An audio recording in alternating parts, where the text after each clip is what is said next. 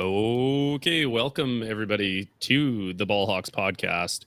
We are on episode number 52, and I have remembered it's episode 52. This guy, the General Ray Lewis. It's going to be a real killer episode. Boom, Wow, boom, boom. wow. And that's the end of the show, people. See you later. Ballhawks podcast is officially disbanded.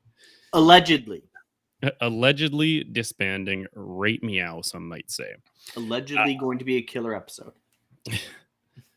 Anyways, that things got out of control real quick there.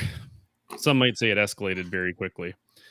I'm your host, Steve Fisher. You can find me on Twitter at @ssfisher87, and the guy making all the wise jokes, the wise guy. You're a real wise guy.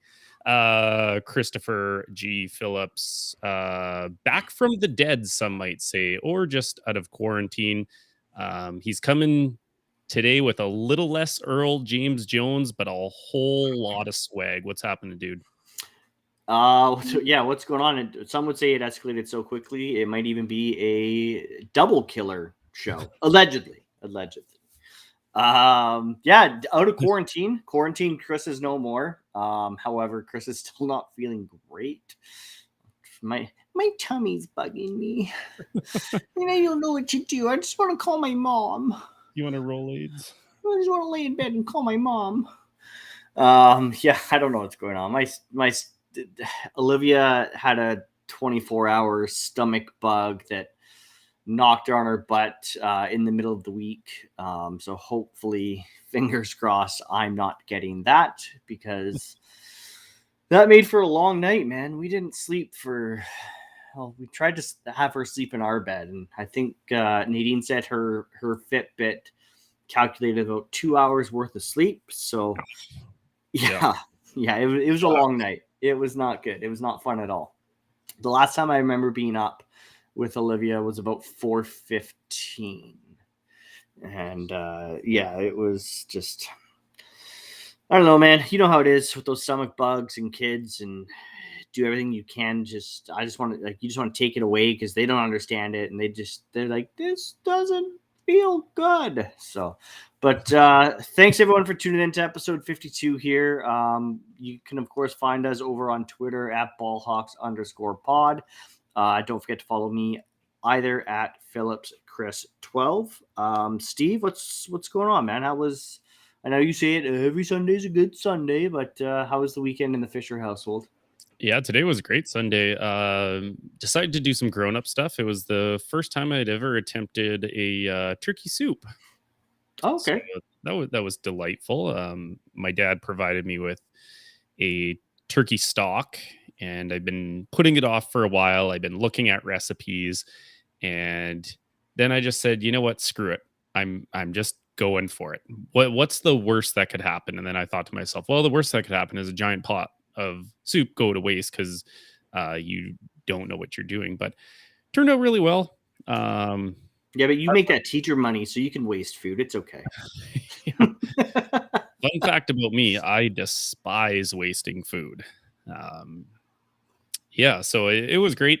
Got to indulge in another chefy kind of thing that I've never tried out, and it was a lot of fun. Like it's kind of one of those all day things where you keep checking on it and you keep adding a little something here and a little something there, and great dinner. And I'm gonna have some bomb lunch tomorrow as well. Oh, it's even better the next day. The last couple of years we've used our leftover turkey meat from Christmas to make a turkey noodle soup. Nothing too great, like nothing too like fancy or like homemade, like no homemade stocks or anything like that. Like we just use chicken broth and whatever, use the turkey meat, and it adds a nice flavor in there or whatever. But it's always best the next day, like after it's like had a day to like sit in all the broth and soak up all those added flavors. And it's pretty solid. How's puppy training going? Oh, he's a you know what, let's say that. I saw a potential new nickname. Yeah, a little pisser. Yeah. I sent this message out in a group chat. I have cleaned up more pee today, not even the last week, today alone, off of myself and the floor than I did with both of my children. I swear by it.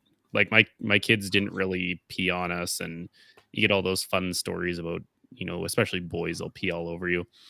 No, the dog is peeing every time I look at him, anytime I touch him, anytime I try to play with him. Grab him to, cuddle on the couch. Just peas everywhere. So Alyssa nicknamed him Little Pisser. I was going to ask, is it an excitement thing? Is he getting overly excited and just I think so. can't contain himself? I think it is. It's just like, the little piddles, but, the ones that land on you are, the ground. We've got hardwood floor. You just mop it up, or even on carpet, you just spray it and it comes out. But being peed on is, I don't know, not very desirable. Less than enjoyable, that's for sure. Doesn't matter if it's your kid or a dog. I take no being peed on. We also have a special guest coming in at some point today. I guess we'll save the excitement in the intro. Obviously, if you saw our pre-post, you know who it is, and we're excited to talk to him. But news kind of broke out. I don't know, maybe like 45 minutes ago, after the Pro Bowl. News of New Orleans Saints running back Alvin Kamara is arrested on battery charge in Las Vegas. And I was just reading on it. It was stemming from battery resulting in sustainable bodily harm on Sunday in Las Vegas. So it sounds like he maybe left the Pro Bowl and it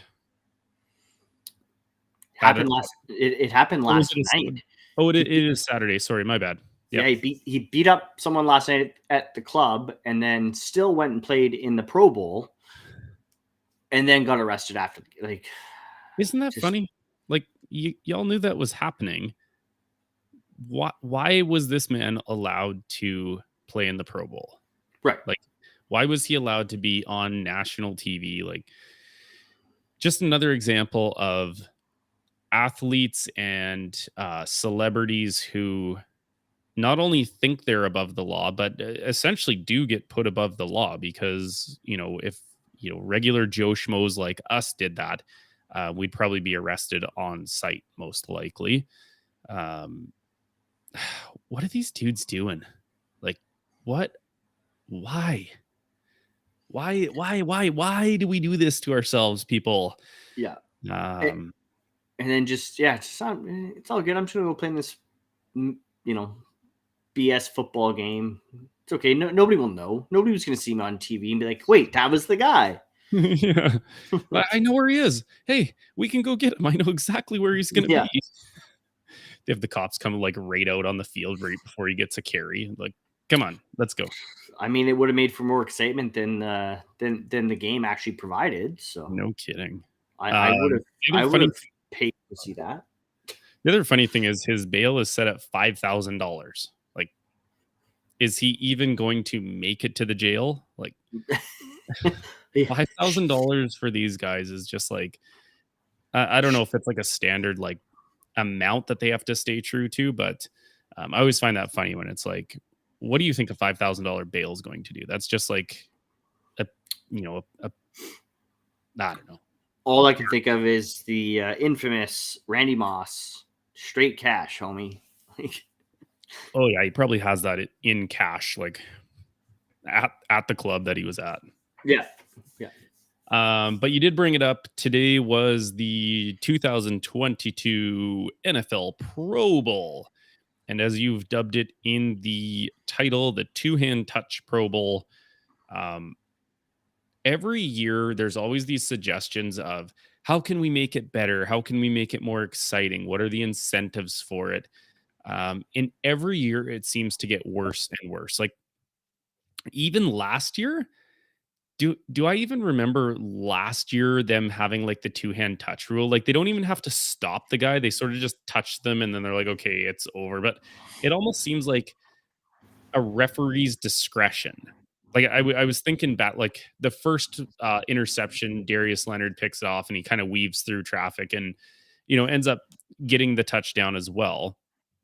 And then you kind of look and a couple guys kind of touch him and it wasn't called. And then obviously like later in the game, like any sort of like, if you're like within a foot of them, they're like, yeah, just call it. Like I'll stop.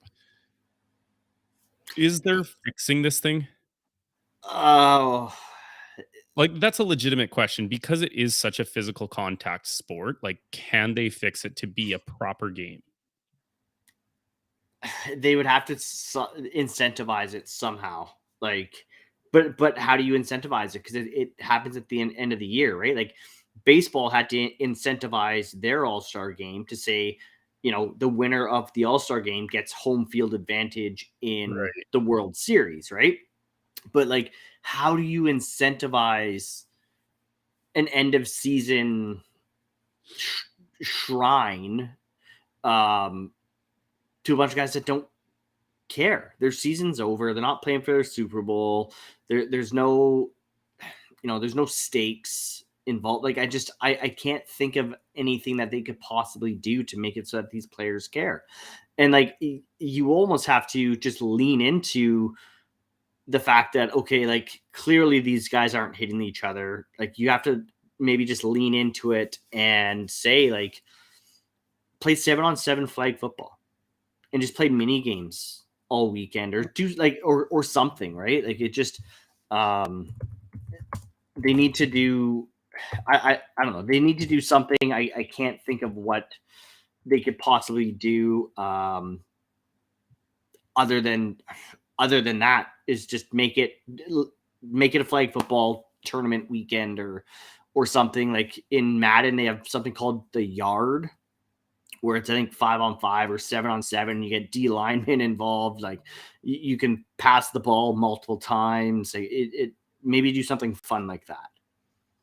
Yeah, I actually don't mind the idea of a flag football game because I mean, at least that way you're ripping the flag off and it's kind of like a skill based thing. Because obviously the big idea with this is there's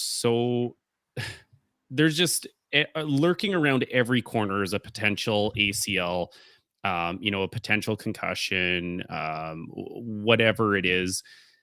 There's no way these guys who are done their season, who some of them are in a contract year, some of them are, banking on the next couple years to make their contract. Some of these guys are banking on the fact that um, their team is going to be Super Bowl bound the next year, that they can't afford to get hurt right now. You blow an ACL right now, and you're probably, I mean, Cam Akers came back pretty quickly, but not every case is like Cam Akers, and that was an Achilles, not an ACL. Well, that's what I mean. Just like a big injury, right? I would say Achilles is even worse than that, but you're probably looking at hopefully coming back for the playoffs, if anything, if you tear something right now. Yeah, I don't know what the fix is. I don't know what the incentive would be for a guy like Mahomes, who has $500 million, to run around behind a makeshift O line at all. So yeah. Yeah, it's it's maybe our guest can add a little insight here. We'll bring him in. We have none other than Glassy joining us from the great unknown, the Beanstradomous himself. Glassy, what's going on, man? Typical Sunday night, just kicking back and enjoying listening to you guys debate what you were talking about with Patrick Mahomes. What's wrong with Patrick Mahomes? Nothing's wrong with Patrick Mahomes and the O-line. It's the defensive line that needs a once over, like 3 times over. We were talking about their defense sucked. Talking about like the Pro Bowl. What can the NFL do about the Pro Bowl? Like, I don't know if you saw any of it today, but it's glorified 2-hand touch. Yes. What do you think? Is there a way they can fix it? I don't know how you turn it more interactive for the fans than you can. Like, you try. I don't know if it's a touch football game. Absolutely, all day long.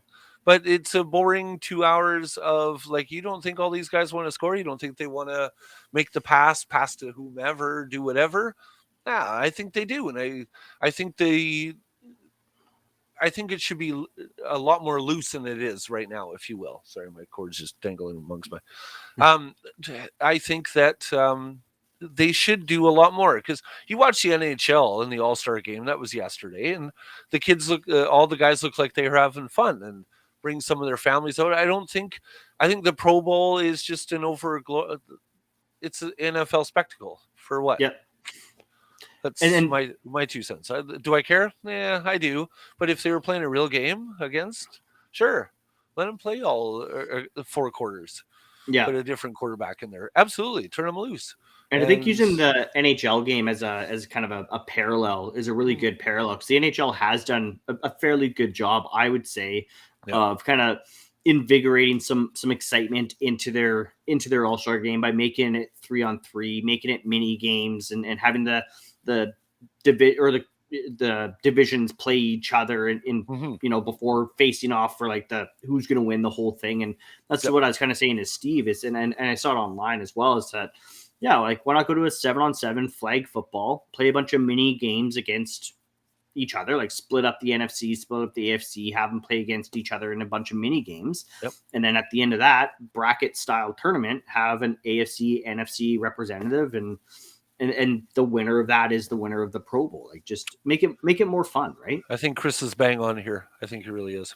Yeah, it has to be something where, like, it's exciting boring for the fans, but it has to be safe for the players. That's like where you ask anybody what's the fix for the Pro Bowl, and they usually start off with because it's such a hard thing to do to make something exciting without going 100 miles an hour like these guys are used to doing, because none of them that's what we were talking about just before you jumped on.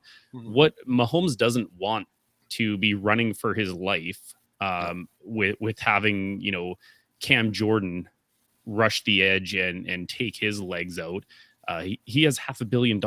What does he care about this Pro Bowl game? So that's always the big conundrum, is how do you balance out player safety with fan engagement? And yeah, I think a flag football tournament would be fantastic. At least that way, everybody understands what they're getting. Nobody's getting their hopes up saying like, oh, this is so boring. The guys don't even tackle. Like, what's the point of running the ball here? Well, there would be a point of running the ball and actually like doing proper blocking if it meant the guy had to actually grab your flag from you. Yeah. And I saw a whole bunch of current players, former players. There was a lot of people tweeting today being like, this is not football. Like, JJ Watt tweeted, I've seen more intensity in a walkthrough than in this game. Deion Sanders tweeted about, like, he's like, the Pro Bowl is broken. This isn't football. Like, he goes, back in my day, like, it was an honor to play in the Pro Bowl, and we played hard because that's just how we did it. And it's just, Shannon Sharp tweeted about it. There was multiple tweets just saying, like, this is something has to give here. Do they just can it? Do they just say scrap the Pro Bowl? They probably make way too much money off of. I mean, look, the Allegiant Stadium was packed with people. I'm sure the festivities were going all week. They even alluded to it on the broadcast. They were like, "Who's going to be the one that does the Sean Taylor, where no one else is playing, and somebody lays a boom hit out and gets this thing going?" And I was waiting for it all game. I'm like, somebody's got to do it. Like, who's going to be the one? Nobody did it. Pretty boring. I don't know. Well, again, too, right? Like, you say you guys are playing rec league hockey, right? You're going to your arena on a Tuesday night, and Buddy comes in and side checks you 3 ways from Sunday. Hey, you got to go to work the next morning. Maybe that other guy in the Pro Bowl does too. So you take out the physicality of it and you make a game of it. Because I've been through a lot of rec hockey games, for example, that my legs aren't getting broken. You're not getting tackled. If anything, with a no contact, maybe you would see a heck of a lot more passing. Sorry. Right. I got the warning. It's all good. I mean, yeah, that would be the only way to really fix it. Yeah, because there's so many. You don't think like a Russell Wilson / a Ben playing against each other? I mean, the passing game alone would be crazy because your running backs should be getting the most yardage of the league, right? Or Yeah. at least the game. And yeah. And another thing that happened this weekend that I kind of wanted to get your guys' thoughts on was sticking with the Pro Bowl theme is the skills comp. They've I feel like the NFL has done as good of a job as they can do trying to spice up, what the skills comp was. They've come a long way since the days of, the longest throw. I always remember that was the big highlight, and just have a guy like huck it 68 yards. Like, whoa. I feel like Byron Leftwich was in it at one point, like some of the later years with that. I know my boy Joe Flacco, I think, won it one year. Wouldn't surprise me. He's got a cannon for an arm. What's your favorite event at the NFL skills comp? And I'll go with you first, Glassy.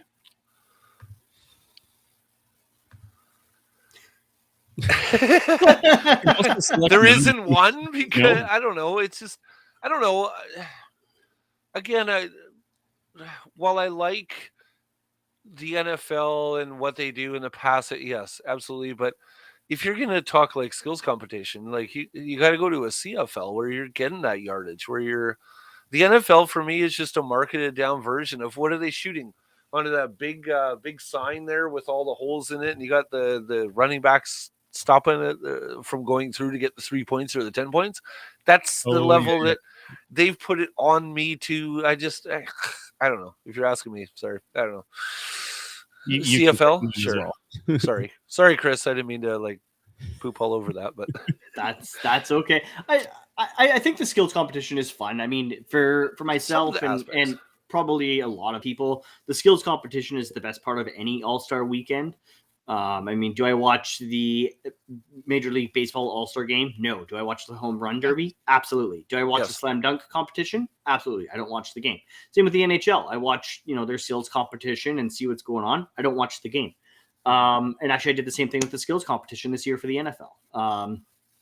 It was fun. I mean, the precision passing is kind of fun.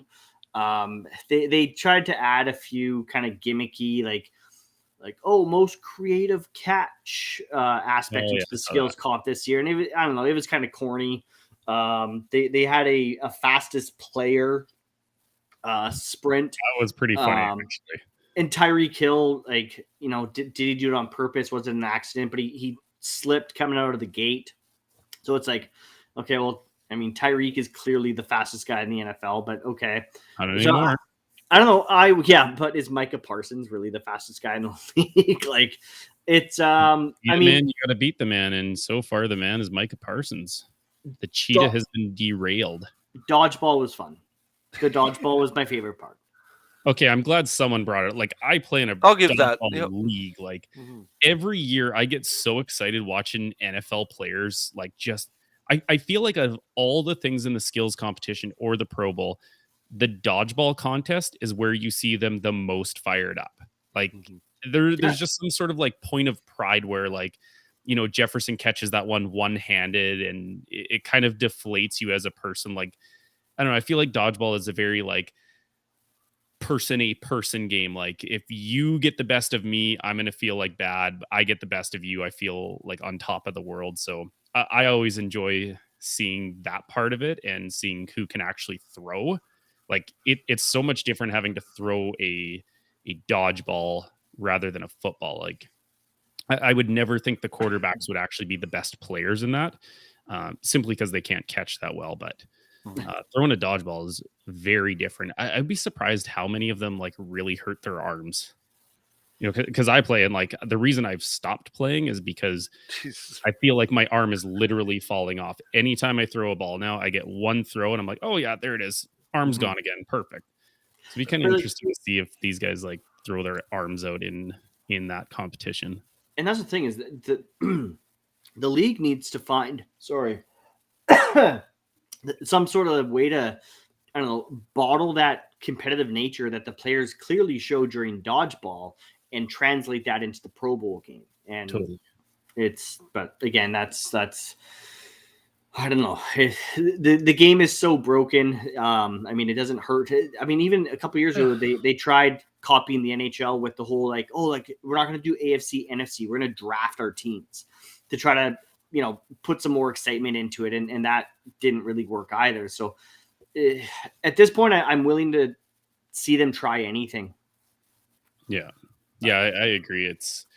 I mean, even I have to add this in there, even right until the MVP awards given out, like they gave Justin Herbert the offensive MVP, and he had I think 90 yards. I'd have to go back and actually look at it. Something like 90 yards in and 2 touchdowns with an interception.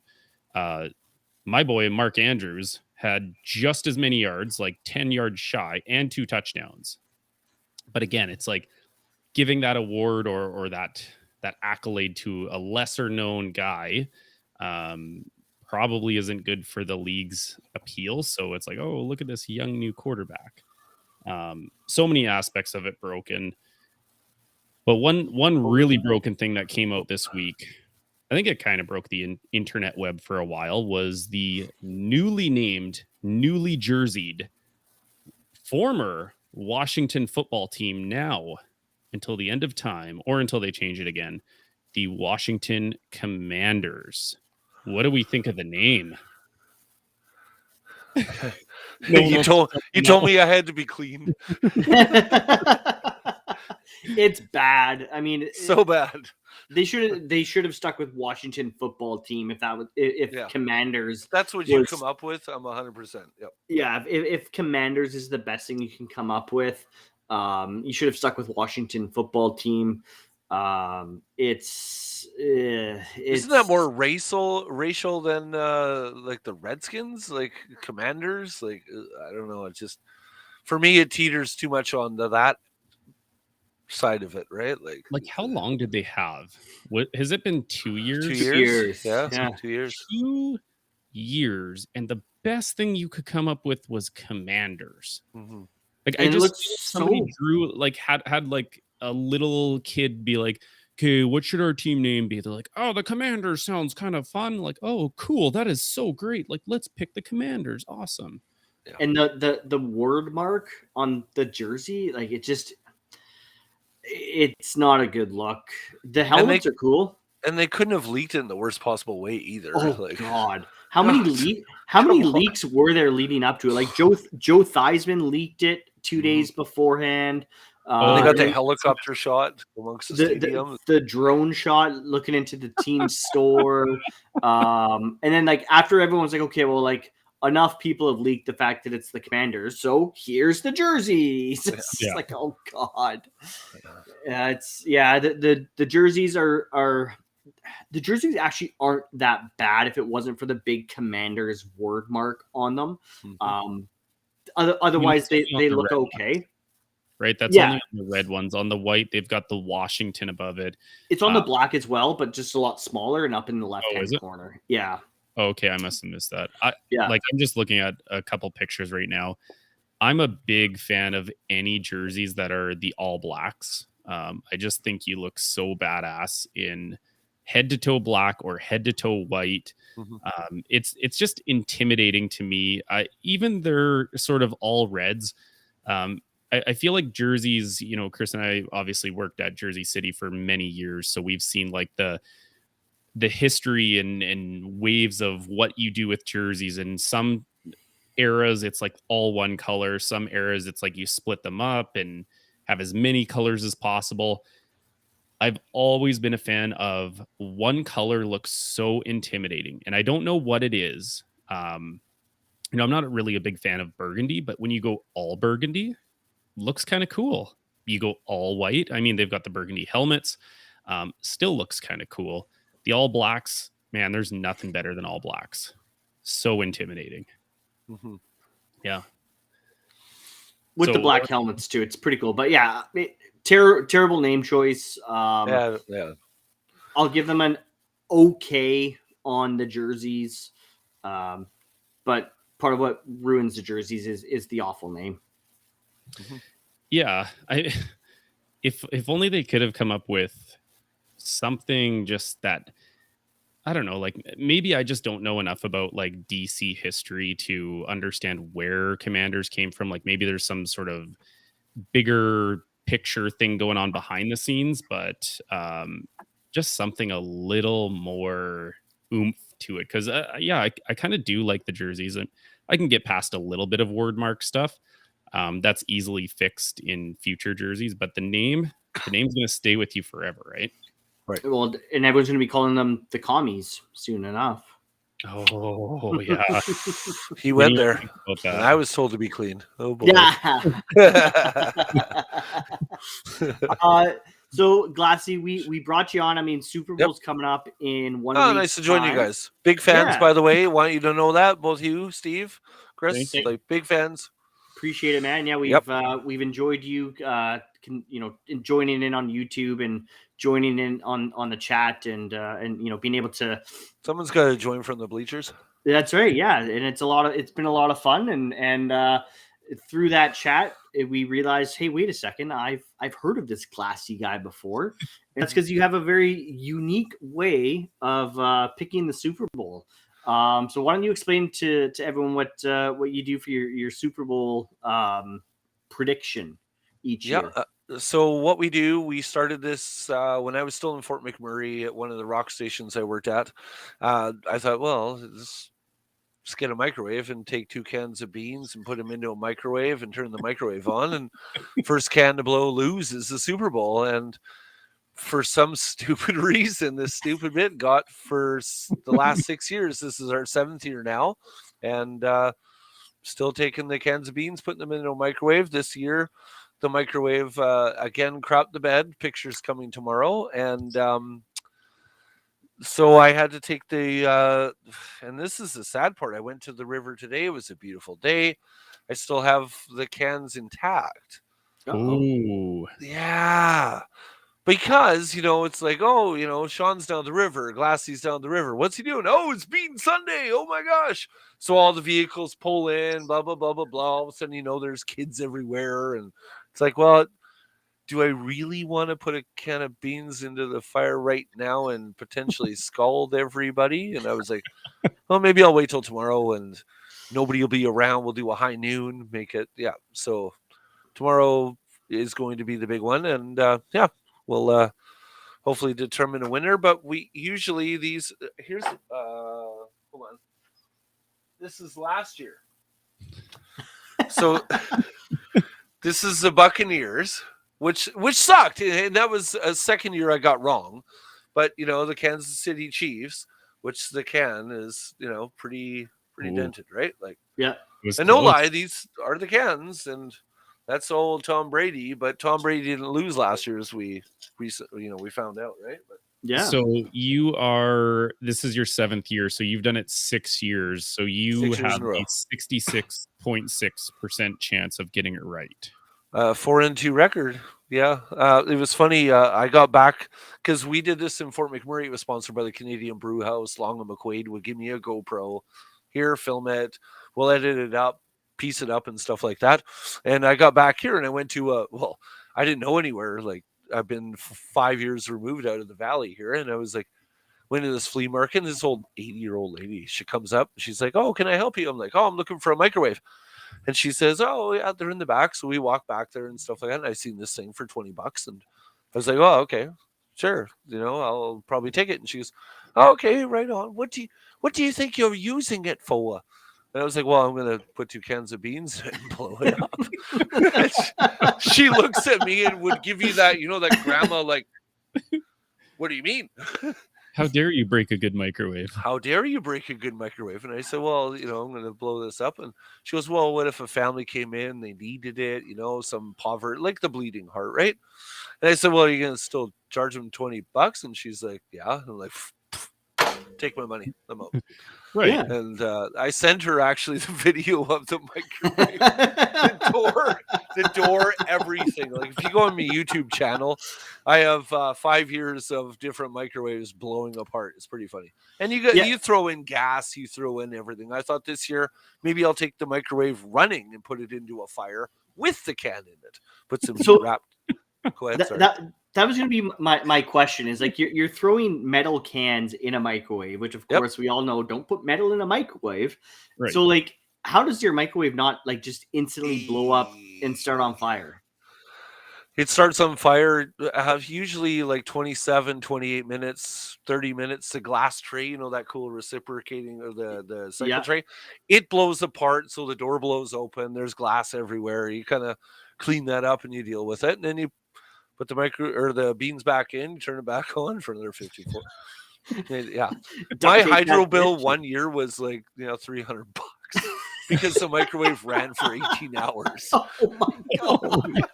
My wife, the wife comes out and goes, this isn't a very good idea. And I'm like, maybe. Yeah. It's kind of dragging on, but no lie, it's as ridiculous as it sounds, and that's the part that makes it the most fun. So you said 1 year took 18 hours. What's the longest that it's taken for the beans to explode? 3 days, I think. I took the beans down to the river 1 year and like build an equal fire, and then you put them on and and 3 days I think was a long one. And like I do, like Brad and Alicia K96.3, I do bits with them, which is fun. 100.3 The Bear in Edmonton too, and half of it is the stupidness of like last year. I think it was the cans are set up. Where are we at here? There we go. So the cans are set up on the piece of wood. The fire is burning away, and you hear the kid in the backyard or in the playground going, "Yeah, mom, yeah!" And all of a sudden, and can was over there. It was So we got to know. Obviously, it's a big decision on what kind of beans. Do you keep consistent year after year the type of beans, or 1 year, maybe this is the 3-day one where you changed beans up and you're like, yeah, I'm never going back to those ones ever again? Well, I know you guys are like, oh yeah, please sell us on this more. But usually Western Family, the maple syrup baked beans, the normal cans, because Brad's like, yeah, what kind of size cans are they? They're cans of beans. I don't know. There's cans of beans. Yeah. Same as last year's, right? Like Canadian you put them in and see what the heck happens. And it turns out to be a funny bit. And so hopefully tomorrow afternoon we will have a winner and place your bets accordingly. So what is your gut telling you? What are the beans going to say this year? Are you speaking on myself or like the bean or the beans? I guess like myself. I don't know. I think the Bengals Houday are a half decent Cinderella story. Like, yeah, you've been pounding that drum for a few weeks now too. Yeah, the Rams. They got Jalen Ramsey. I think he's coming back, but I don't know. Like I really like the Bengals because they've been that underdog team. And I said this a couple weeks ago in the comment section. I said, count the Bengals out until they beat KC. Once they get past KC, anything goes. And myself, I'm a firm believer. I mean, I'm hoping Bengals. I really am. But, I guess time will tell. I hope, these S-heads don't win. But, especially at home, right? Like, how good would it be to walk into a SoFi and, be the Bengals and take it with them? Like, that's a Cinderella story you can't make up. And I mean, it's everything for the Rams to lose because this is the second year in NFL history that it's been played on home field advantage. Yeah. Right. Last year with Tampa Bay and Tom Brady did it. And after the Stafford trade, everyone was saying like, "Oh, they're the favorites. They're the favorites, right?" So yeah, it's certainly LA's to lose, right? 100%. And again, I circle back. Like, if you beat Kansas City, I think you're probably beating anybody. Yeah, I really do. So where do you live stream the beans, or is it going to be pre-recorded video or live I'm stream? going to use the same program actually that we're sitting on right now, because thank you, Chris. You helped me out a little bit today, and hooked them all. Oh, I wish I could upload a video or a photo right now, but tomorrow all the graphics will go up. We're going to do Tripping with Bonzi tomorrow night as well on YouTube in the Deep Blendell network, and hopefully have a winner, and I'll release it to you guys before I let Brad know if you want it. Yeah. Where can we find the video on YouTube? Tomorrow you will be able to find it either on my page or Tripping with Bonzi. Okay. Nice. Yep. Cool. I will make it all available once it hits the waves. I like to kind of just tease it up. My Monday, my Tuesday has always been, what are we going to do? What are we going to do? And because we're still a week out, and that's what I love about it. Like you asked earlier, like, Steve, what do you think about the Pro Bowl? Like, it's a Sunday off from football. Yeah. Yeah. I didn't watch any football today. As much as I love NFL football, and I'll put my money either way all the time, but the Pro Bowl, this is a nice break, and we can get to do it until Wednesday before it actually becomes not relevant, and let it run for a couple days. And today was too much because everybody parked and there was cars, and I was like, I don't want to go into this for $80,000. Maybe you set a new record and you're here like 5, 6, 7 days. Maybe you're down by the river for 7 days until Super Bowl actually happens. Like Chris Farley living in a van down by the river? Is that what I mean? and leaving here till these beans explode, boys. Come hell or high water, I will be here, and this is what's happening. Just come home, like leave the camera up. Nope. Just send food, please. Just come home. Just come home. Wife's calling you. What are you doing, babe? This is really important. I have to get this done. The people need the this. people demand this. They need to place their lines accordingly. So I have to get this done. So come heck or high water, we're gonna do it. And like I said, for 7 years, it's turned out to be a fun little bit. And I'm glad everybody's kind of caught on to it, and place your bets accordingly when the first can to explode loses. So yeah, and it's one of those things like like I said when you mentioned it in the chat a couple weeks ago, I was like, it was like instant, like, wait a second, I've heard of this guy, I remember this guy, I remember the beans, I remember hearing about it on the radio. So it's totally like it's your thing that as soon as somebody hears it and they're like, wait a second, I've heard this guy talking before about these beans in the Super Bowl. And so it's pretty cool, and it's a lot of fun. I'm excited to see the video this year. I don't know if you remember last year when they called Brady and Brady won, and of course so many people bet against Brady and they lost so much money. I don't know if you listened to it on Monday morning on K96.3, but some people were not happy. Not happy. And then I think it was the year before that, I think I got flagged for because it was year 5 and I did Bon Jovi's Wanted Dead or Alive as my intro. I thought that would be wicked. It was like 2 cans of beans, 1 microwave, only one to determine the winner. YouTube flagged it, and I had to spend like a half an hour on the phone with Google saying, I'm not monetizing on it. This is all I'm doing. This is it. Stupid bit, like let it. And they let it run, which is great. So it's on YouTube, which is cool. But it'll be cool. So when you guys when you left live next Thursday, you do we'll probably let's hear your picks. Who's going what? Well, we're saving that for Thursday. Are we too early? Okay, we're too early. So you asked mine. I have to wait and see what the beans say.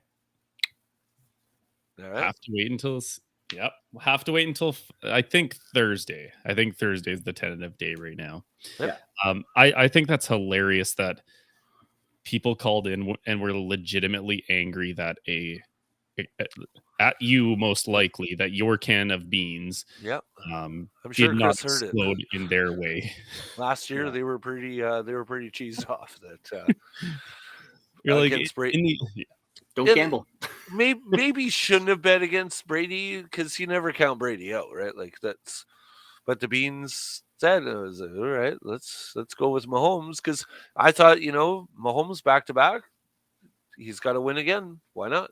Yeah. But It's kind of one of those interesting Brady little going into things. Tampa Bay was, Yeah. who couldn't? It's one of those interesting things, though, when you, even with something like a can of beans, which, like you said, like it just organically happened as the more ridiculous it is, the more you want to do it. I mean, going into last year, you were 4-1. Mm-hmm. So people look at trends and they'll look for any sign to say, like, well, it must be right because this guy is right 80% of the time. These beans are right. Mm-hmm. And so why not put $25,000-$30,000 on a Super Bowl?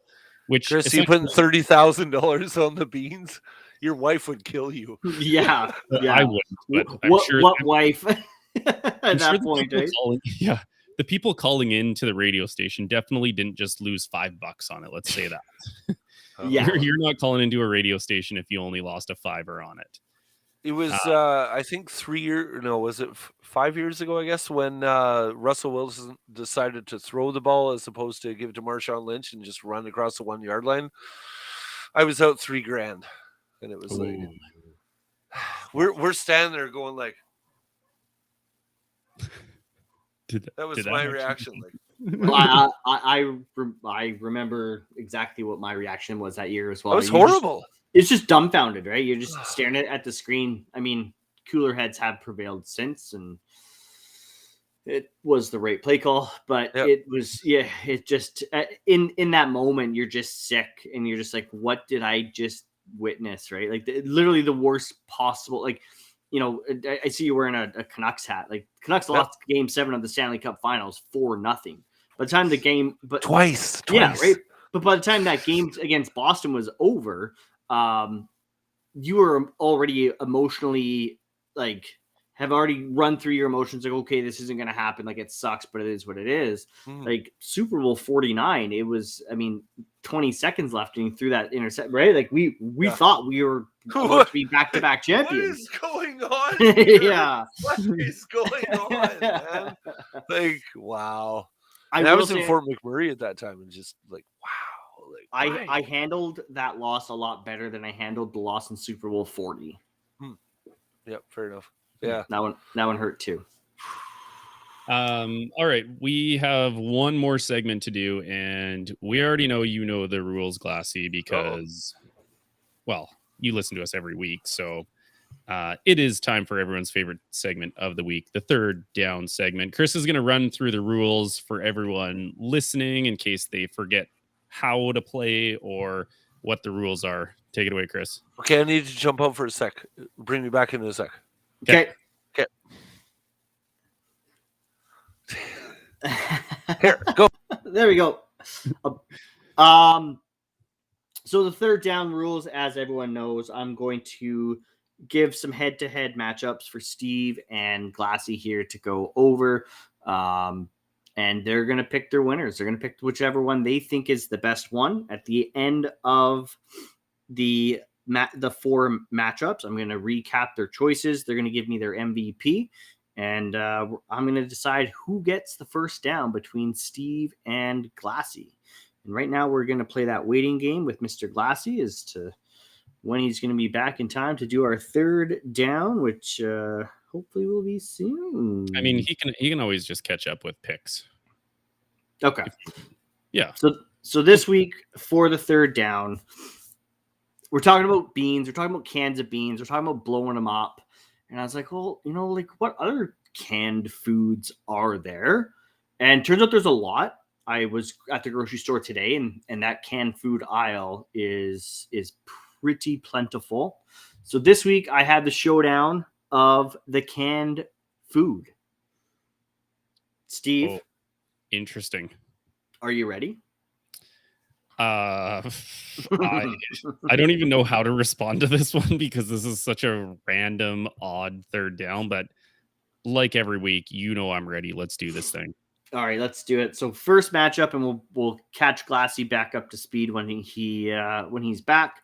First matchup, we have tomato soup versus chicken noodle soup, and of course, we're going Campbell's here because that's the only soup worth having. And Campbell's must be a like international brand, right? No, I think it's Canadian. Is it Canadian? Okay, Maybe it's not. I don't know, actually. I don't look maybe, for soup when I'm in the States usually, so. maybe if one of our American homies are listening, let us know if you guys can get Campbell's. Oh, you know what?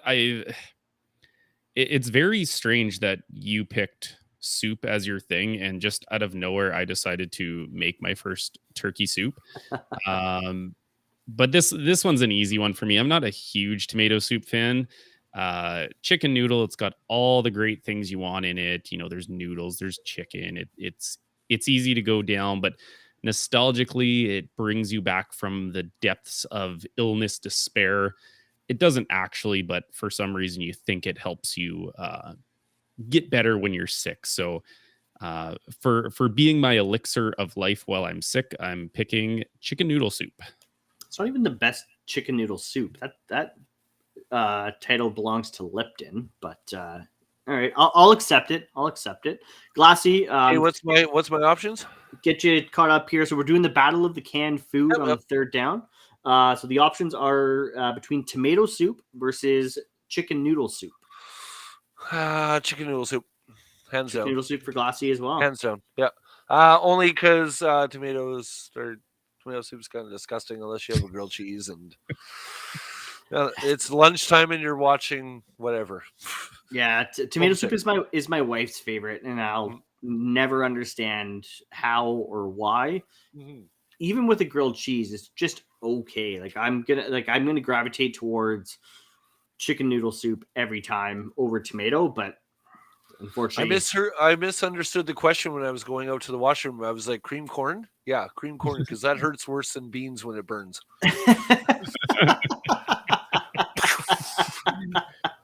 That's an explosion.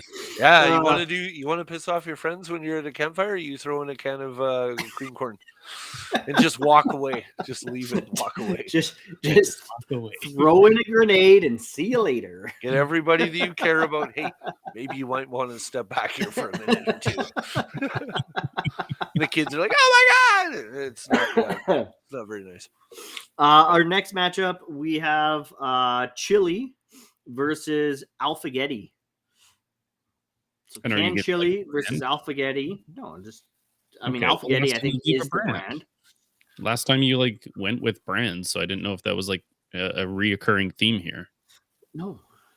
Alphagetti is the brand, isn't it? I don't know. Glassy, let's hear your choice. We were at the store the other day, and my roommate has to pick up a can for her child who's 11, and she gets this can of Alphagetti. I said, "What are you doing?"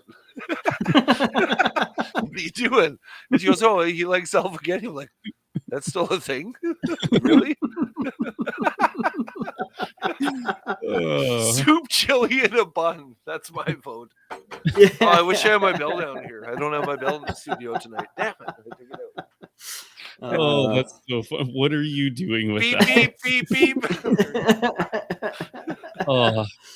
Well, I also have to pick chili, but because Alphagetti scarred me, when I was, I must have been 20 at the time, kind of just living on my own for the first time. Uh-oh. First time paying rent, first time, bills and being a responsible adult. And I'm working residential construction, and it's in the middle of winter time. And usually we had a fire every lunch. And for whatever reason, this day we didn't decide to do a fire. And the guy who usually brought his microwave didn't bring his microwave. And all I could afford and bring myself was a can of Alphagetti. And so I had to eat that thing cold. And with a spoon. No, he brought a fork. No. At that point, it didn't matter what I was eating it with. It's horrendous. It's bad when it's warm, and it's bad. It's not even. Oh, yeah. Can't. Because did you say because Buddy didn't bring a microwave? Yeah, that's amazing in itself. Yeah, our leader didn't bring his microwave that day, and of course, I'm 20. I didn't think of bringing a microwave. I just banked on everybody else's ingenuity over my own stupidity. Who would do that at the job site, though? Hey, Hey, Steve or Chris, did you bring your microwave today? No, I didn't bring my microwave. Sorry, man.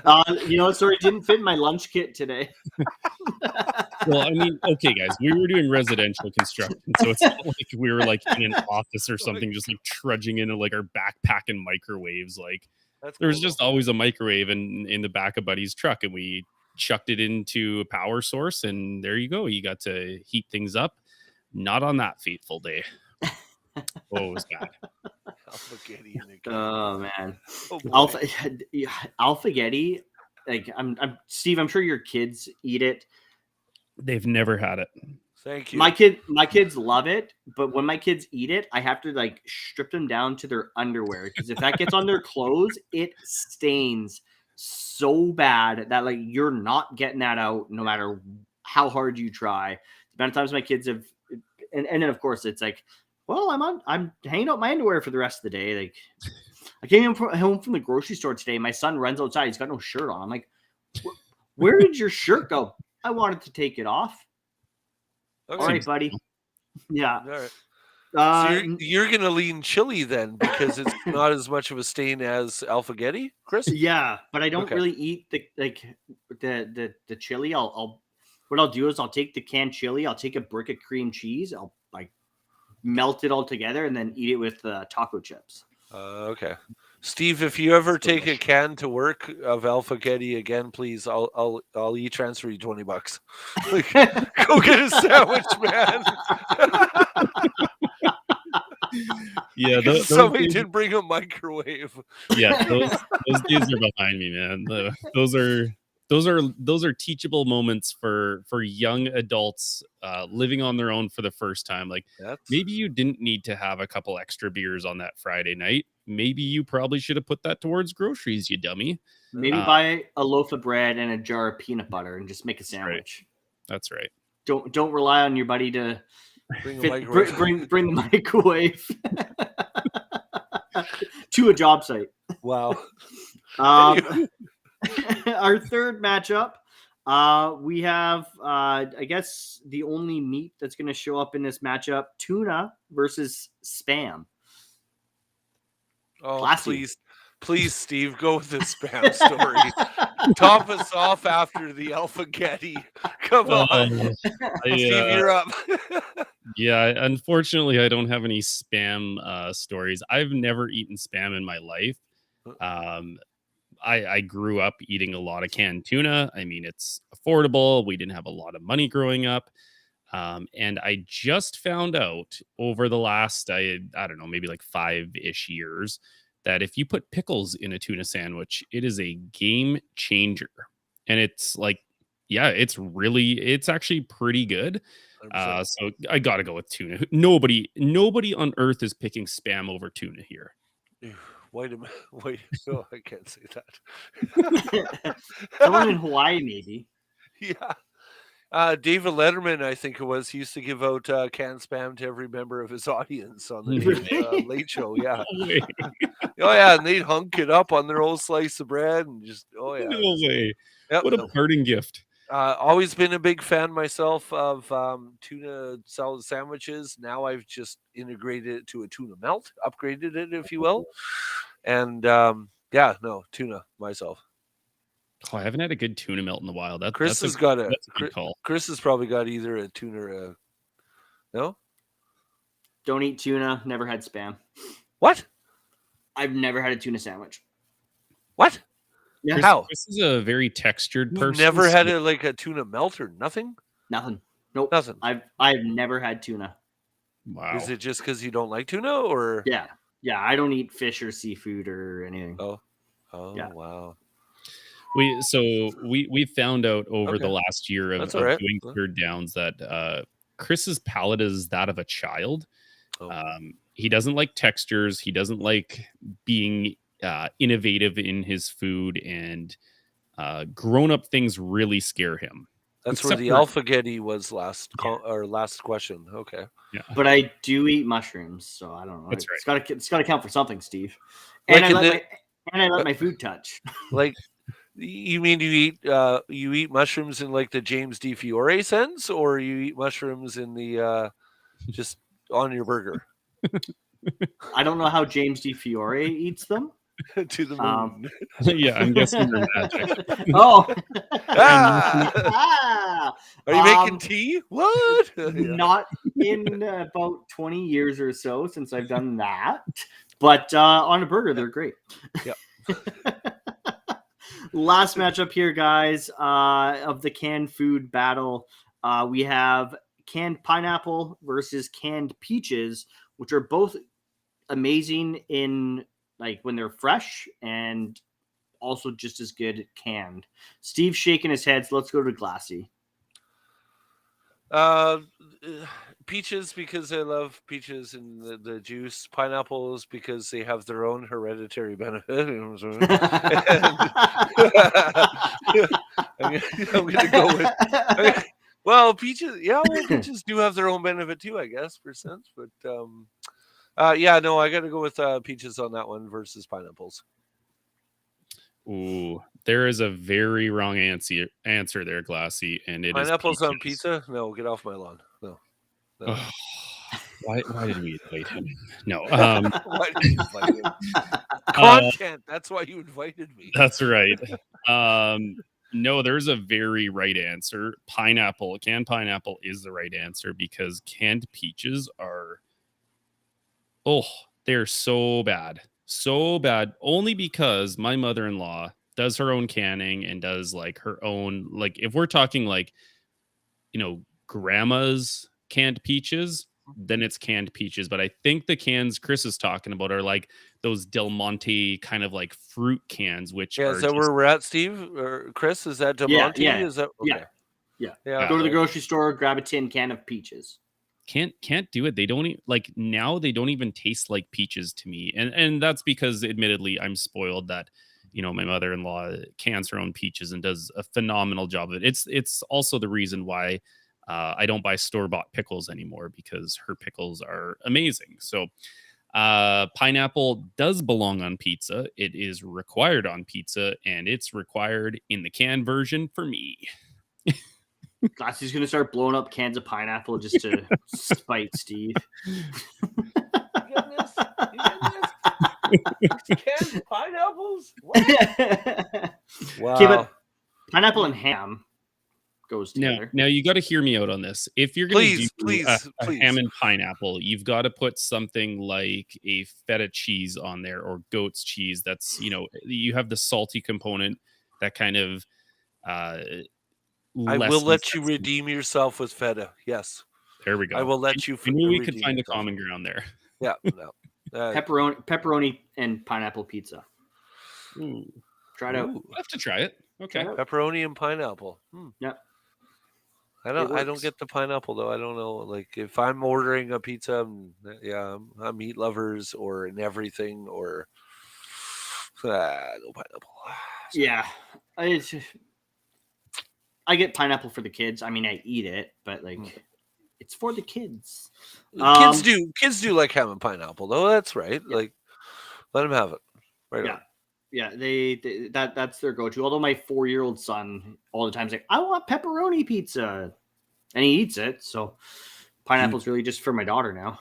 You teach him well. You teach him well. Yeah. Meat pizza.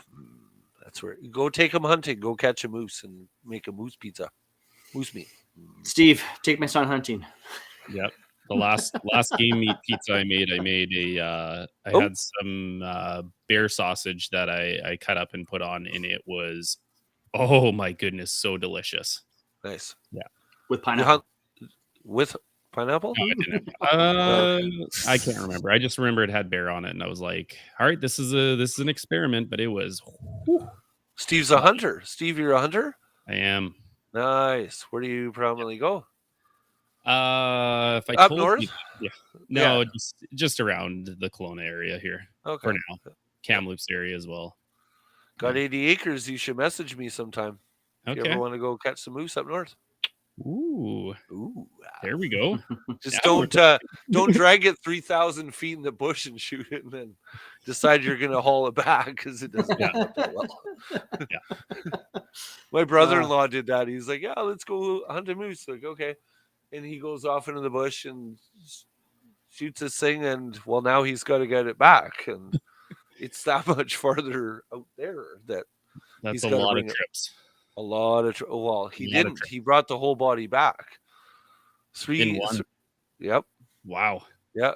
Two winch lines broken, and one chain. Wow. Yeah, but he I got it would have back to where he got it through back. the hole. Anyways, Let's quickly recap here, guys. So you both picked chicken noodle soup. Yep. You both picked chili. You both picked tuna. Steve took pineapple. Glassy, you took peaches. Guys, Glassy, what's your MVP? out of all of them, Out of those four, which one's your MVP? not Alphagetti.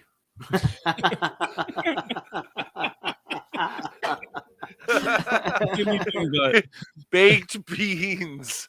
Baked beans. No, yeah. Out of all of it, I gotta go.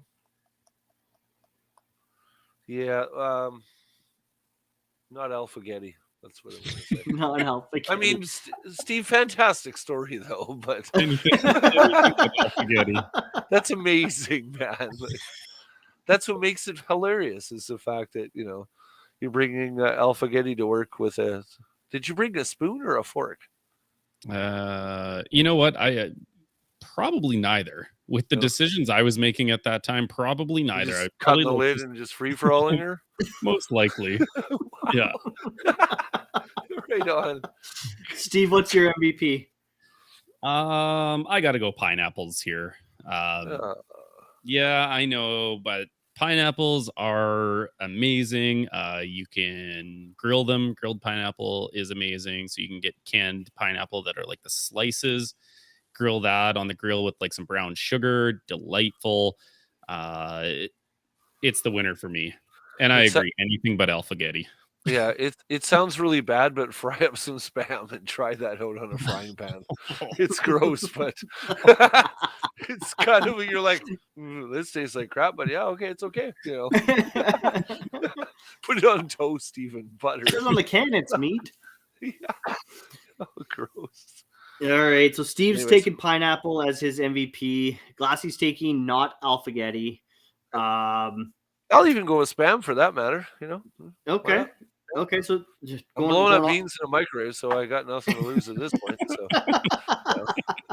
I'm that crazy guy. Oh, who's that guy? Oh, him. Okay. Yeah. But this week, even though he didn't pick an MVP, I'm giving the first down to Glassy because Steve said Campbell's chicken noodle soup is the best, and we all know it's Lipton. So, Glassy, congratulations on the first down. I appreciate that. I think we got to give honorable mention to the Alphagetti story. Yeah. Because his boss didn't bring a microwave for him to heat it up with. Honorable mention to the microwave. I mean, I'm probably going to have to go back and listen to that. I might put this first down on protest. Not once did I say that Campbell's chicken noodle soup was the superior chicken noodle soup. I just said it was better than tomato soup, which was clearly the right answer. We both said that. That's right. And you said it was the lifeblood of when you're sick, but Lipton chicken noodle is the superior. All you got, it's just chicken noodle soup, right? Like, when you're sick, you ain't eating anything else. That hot cup of chicken noodle soup when you're sick, there's nothing better. Nothing better. It's true. You lay in bed and you're like, yeah, 100%. Wow. I won't do that again. Don't ever show that replay. Hey, Glassy joined our show last night. You won't believe this. Wow. All right, boys. We're out of time here now. Glassy, we're going to give you a little bit of a shameless plug time here. So if you want to let people know where they can find you on Twitter or your channel to watch your Beans Explosion. Yep, absolutely. This time's up for you. You can find me at Sean GL, SHAUN GL on Twitter, or you can find me on YouTube at Sean on the Radio. I will find me on Facebook, find me Twitter, Instagram, all the Spotify, Tripping with Bonzi, D Blendell Network. Find it pretty much everywhere. And we're going to release a video tomorrow. and have some beans for Tuesday. I'm looking forward to it. And let's do it here. There. The Stone Cold Steve Austin 2 That's cans. right. Yeah. Is it going to be can Sam? Bengals? Hey, do you need Steve? You need a microwave for this? You want to heat it up? Yeah. First? Are you hungry? I mean, you're going to heat it up anyways. You have a fire. Oh, God, love you guys. Thank you for having me on. Appreciate it. Big fan. I always pump your tires. Ball Hawks podcast. Chris, like, you've been a great friend of mine too. Just chatting with you, it's cool how we become a network within a network, right? We don't know each other, we've never met each other, but we're all tied together somehow. So love it. Appreciate it, Glassy, and appreciate the kind words, and the pumping of the tires. It's greatly appreciated. I look forward to seeing the beans video this year, and Thursday. Seeing who I'm putting my money on, my Monopoly money on. Are you waiting to see it before you make your predictions on Thursday, or are you gonna make your predictions on Thursday and then see that? I'm pretty sure I know who I'm going to be picking regardless. Whether I've got a pretty good idea who I'm picking going into the Super Bowl. I think I have a pretty good idea that I know who Steve is picking going into the Super Bowl. So we'll see what happens. Come join us on Thursday. We will be going live with our Super Bowl picks, predictions. We will and we'll reveal the outcome of the beans. Thanks everyone for tuning in to another episode of the Ball Hawks podcast. Of course, we are part of the Dean Blondell Network. You can follow us over on Twitter at ballhawks_pod. Give me a follow at PhillipsChris12, Steve at SSFisher87. Don't forget our friend Glassy at SeanGL. And as always, guys, go Hawks. Peace.